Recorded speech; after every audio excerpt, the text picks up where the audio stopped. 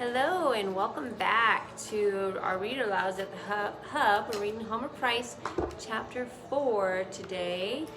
It's the Mystery Yarn. And there's a picture. You see Homer there? Alright, we're going to read the whole chapter today. Mystery Yarn. One fall afternoon, Homer was whistling a little tune and raking up leaves from Uncle Ulysses' front lawn and trying to decide whether to ask for his pay in cash or donuts from Uncle Ulysses' lunchroom. He had just finished raking the leaves into a neat pile at the curb and was about to go find a match when the sheriff turned the corner in his car. "Hi, Sheriff. Do you have a match?" shouted Homer. "Sure thing, Homer," said the sheriff as his car jerked to a stop. "That's a right smart pile of leaves you got there. Burning leaves sure smells nice, don't they?" he said as he struck a match on his seat and lit the pile. "Yep, Sheriff, and burning leaves always makes me think of football and school," said Homer. "And the county fair," added the sheriff. "That'll be along in a couple weeks. I'm going to exhibit my chickens again this year. My white leghorns took a blue ribbon last fall. Well, I'll be seeing you, Homer," added the sheriff. Then he flicked a bit of ash off his sleeve because he had his best Sunday suit on, climbed into his car, and drove to the end of the block.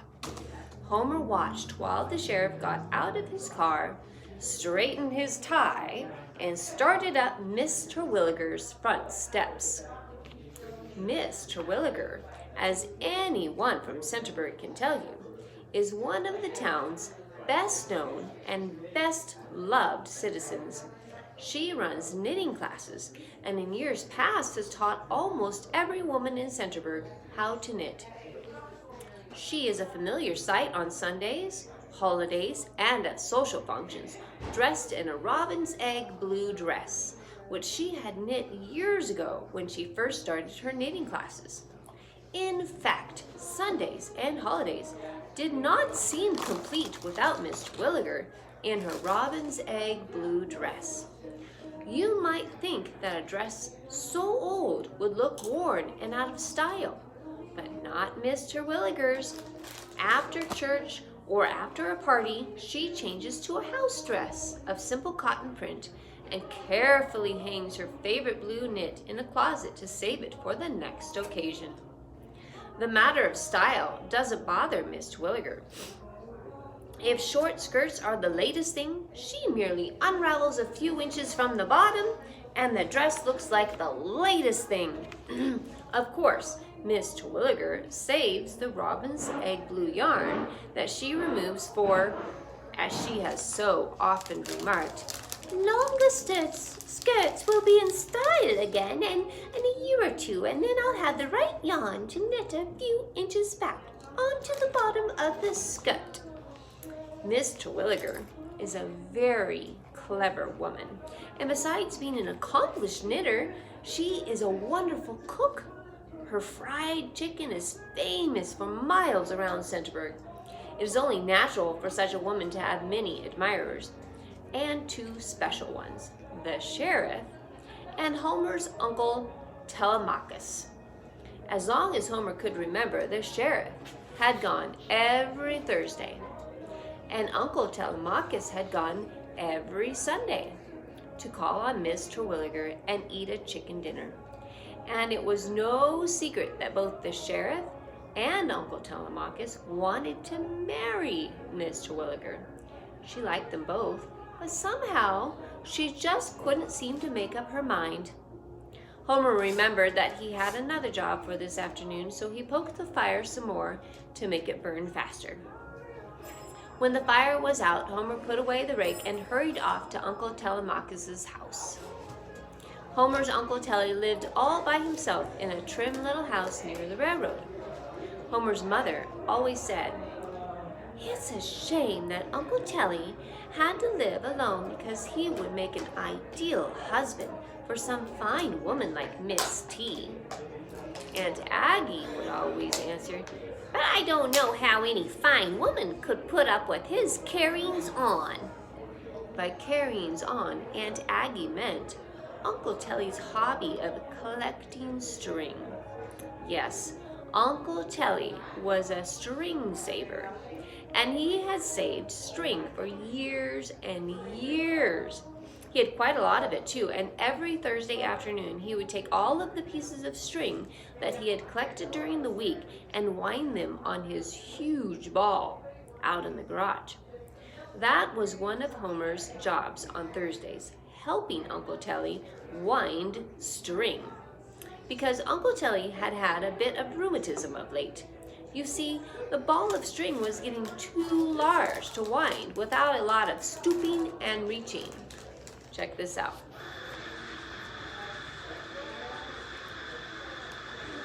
Now that is a big, big ball of string. Giant! Can you imagine getting that much string? Uncle Telly greeted Homer at the door. I gotta come up with another voice. Hello, Homer. You've got a lot of wind today. Not to win. You've got a lot to wind today. That's good, Uncle Telly. I brought a few pieces from home, too. They went out to the garage, and as Uncle Telly looked at his ball of string, he said with pride, Another 1/4 inch and it'll be 6 feet across. Biggest ball of string in the world. Well, I don't know, Uncle Telly, said Homer. Freddie's been helping the sheriff wind his string down at the jail, and he says the sheriff's ball of string is just about 6 feet across, too. Huff! I've heard tell that the sheriff winds his string loose, so the ball looks bigger. Mine's wound tight, said Uncle Telly, poking the ball. And it's a lot larger than the sheriff's ball of string will ever be. Yep, I guess you're right, said Homer, and he began winding the string while Uncle Telly tied the pieces together in double knots. Wind it tight, reminded Uncle Telly. Don't let anybody say that my string isn't wound right. I'll have none of this loose, sloppy sheriff kind of winding on my ball of string. Just as Homer and Uncle Telly were about finished, there was a knock on the garage door. And when Uncle Telly opened the door, there stood the sheriff and Judge Shank. Good day, Telemachus, said the judge. Howdy, Telly, said the sheriff, trying to peer over Uncle Telly's shoulder to see the ball of string. Howdy, Judge, said Uncle Telly, and scowling at the sheriff, he said, I didn't expect you'd be calling on me on a Thursday afternoon. Telemachus, said the judge, I just happened to stop in the knitting shop to drive my wife home when I met the sheriff. As you know, Telemachus, it is necessary to cut down expenses at the fair this year, and we cannot afford to have the trotting races that we have always had. The sheriff, who, like myself, is on the fair board, and who, like yourself, is a string saver, has suggested that he and you, Telemachus, enter into an event that could be held at the racetrack and provide the diversion that trotting races have.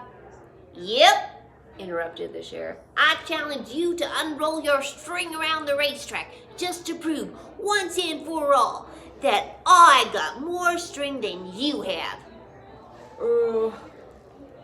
Yes, wrong voice. Yes, to put it bluntly, this is the situation, Telemachus. I appeal to your sense of county pride. Do not spurn the offer, and then, of course, the winner will receive a prize. I'll do it, by Zeus, said Uncle Telly. We'll see who's got the most string, Sheriff. Your ball might be just as big as mine, but it ain't wound tight." And to prove his point, Uncle Telly gave his ball a kick and almost lost his balance. "Very well, gentlemen," said the judge. "I shall—" "Wait a minute, Judge," interrupted Uncle Telly. "I mean, I'll do it on one condition." Uncle Telly was noted for driving a hard bargain, and Homer wondered just what it would be. "If I win this here contest, the sheriff has to promise to spend his Thursday afternoons out of town and give Miss Terwilliger a chance to make up her mind to marry me." "Well," said the sheriff, "in that case, if I win, you'll have to leave town on Sundays and give Miss Terwilliger a chance to make up her mind to marry me." "It's a deal," said Uncle Telly, and he and the sheriff shook hands for the first time in years, just to clinch the bargain, of course. "Very well, gentlemen," crooned the judge. "I shall judge this contest, and at our earliest convenience, we will draw up a set of rules pertaining—" "Good day, Telemachus." "Goodbye, Telly," said the sheriff. "Sorry I can't stay, but I got an appointment."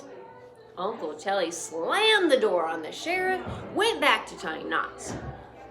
"We'll see," he said, and pulled the next knot so hard that he broke the string. "Golly, Uncle Telly," said Homer, "that's going to be a swell contest. I hope you win the prize." "Humph, prize or no prize, we'll see who's got the most," said Uncle Telly, "and Miss Terwilliger will get a chance to make up her mind. That woman certainly can cook," sighed Uncle Telly with a dreamy look.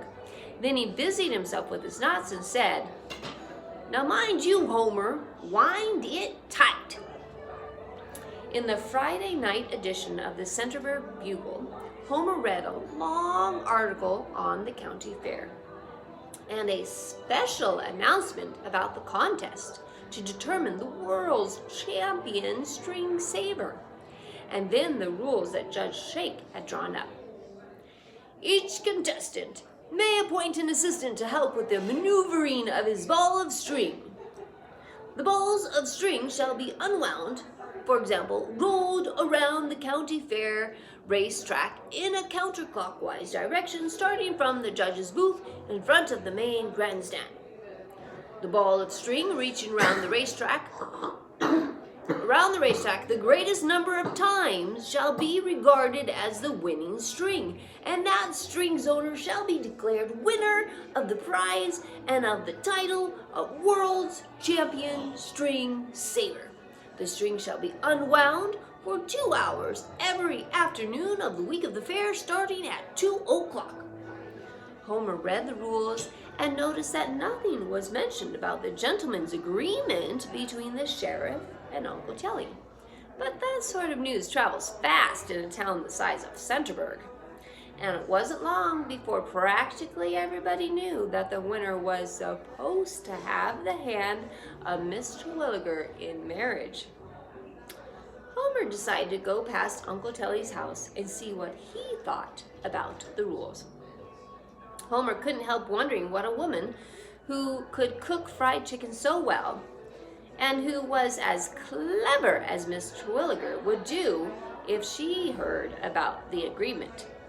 Homer found Uncle Telly trying to figure out how many miles of string were wound on his ball. He was multiplying 3.1416 by the diameter, and after multiplying by several figures, he asked Homer how many feet in a mile. If you know what is 3.146, put it in the comments. 5,280, said Homer. Then Uncle Telly multiplied by 4. Then he turned to Homer and said, "I figure there's enough string." Oh, this is Uncle Telly. "I figure there's enough string to go around that racetrack 100 times.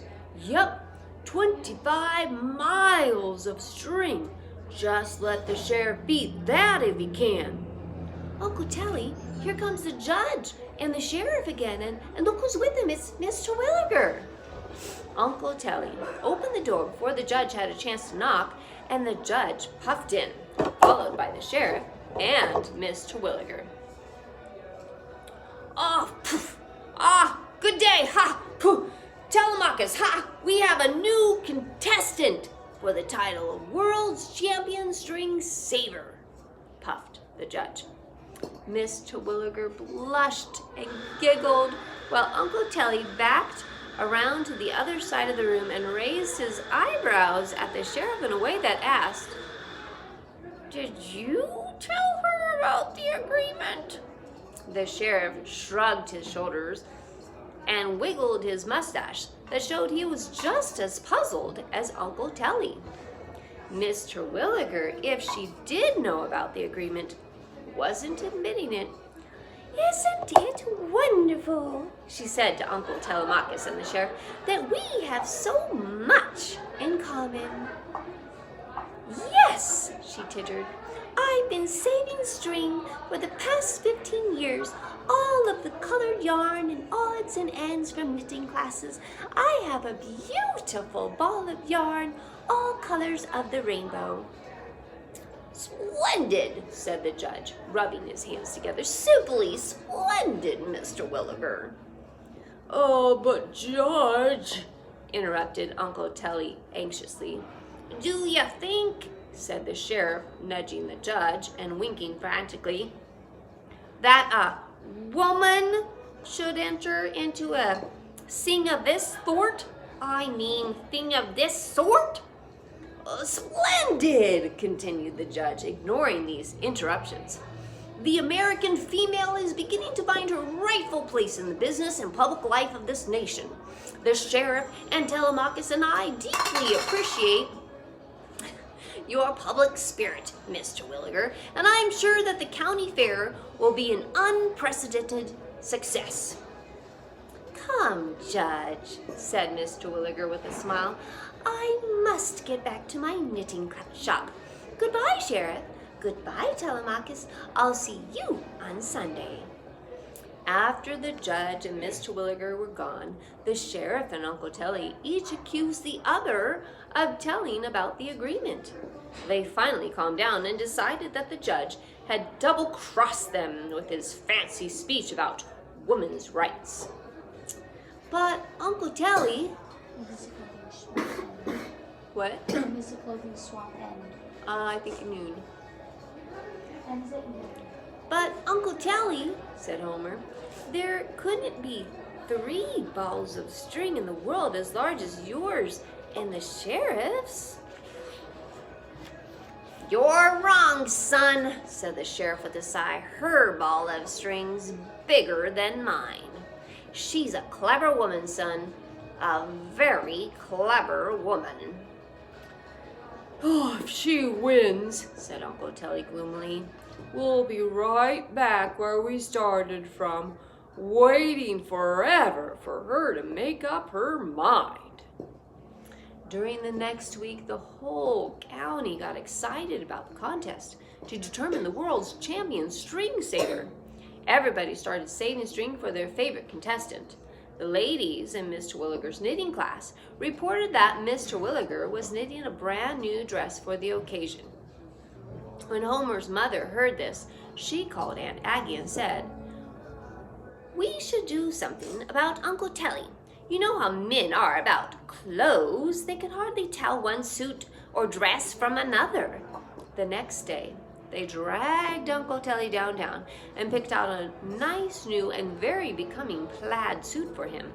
The sheriff said, "If you're going to make a fashion show out of this thing, I can dress up too." He sent away special delivery to Chicago and ordered an expertly fashioned double-breasted Hollywood model suit. On the day before the fair started, Homer went up to Mr. Williger's with the sheriff to see them take her ball of string out of the house. Mr. Olson, the carpenter, had to take out the side of the house because the ball just wouldn't go through the door.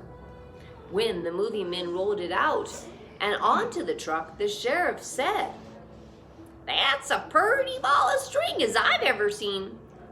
It's got a woman's wooch. I mean a woman's touch." Just then, Uncle Telly walked up and agreed. It's pretty, being all colors of the rainbow, but it ain't wound tight. It's so soft you can poke your fist right into it. Yes, but Barnes stretches pretty much, said the sheriff unhappily. So here's a picture of them taking it out of the house. Look how big that is. I'm thinking that must take up like a whole room. The day of the fair opened, the grandstand. The day the fair opened, the grandstand was crowded and people stood halfway around the track when the contestants and their assistants started unrolling their string. Miss Terwilliger's new pink dress and the sheriff's and Uncle Telly's new suits caused much favorable comment from the ladies present. The men were more interested in the string, but as Homer's mother said, they could hardly tell one dress or suit from another. Miss Terwilliger and the sheriff and Uncle Telly were hot and tired after the first 2 times around the track, and so were their assistants. So the judge had some of the regular county fair employees roll the balls while the contestants rode around the track alongside in the sheriff's car. Why didn't they just tow it with a car? Well, how would it unravel? It has to unroll too.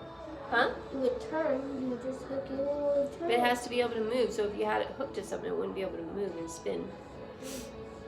After the first afternoon's unrolling, Miss Terwilliger's ball measured 5 feet 9 inches around, okay? And the sheriff's measured 5 feet 8 3/4 inches. Uncle Telly's 5 foot 8 inches. Uncle Telly and the sheriff were very uneasy. At the end of the second day, the sheriff's and Miss Terwilliger's 5 feet. Uncle Telly's was 4 feet 11 and 15/16 of an inch. Uncle Telly felt a little better, and so did the sheriff. And here is a picture of them going around the grandstands. You see that? Big, big balls of string. Can you imagine if they did that at the Crook County Fair?